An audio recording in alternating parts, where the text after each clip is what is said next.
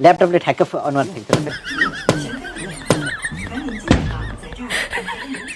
धेरै एनर्जी चाहिँ कसरी आउँछ सर? र इनर्जीको कुरा त भात खाएपछि आउँछ इनर्जी। मन्त्री त म मन्त्री होइन। क्या बात कर रहे हैं? एउटा जिम्मेवारी एउटा भनौँ न एउटा औपचारिक रूपमा मन्त्री भएको हो, तर व्यवहारमा चाहिँ म मन्त्री हुँदैन। अरूले चाहिँ सेवा सुविधाहरू छोडिरहनु भएको छ, हजुरको केही छ त्यस्तो मन्त्रीहरू बन्दै गर्दाखेरि पाएको? सेवा सुविधा मलाई केही पनि चाहिन्न।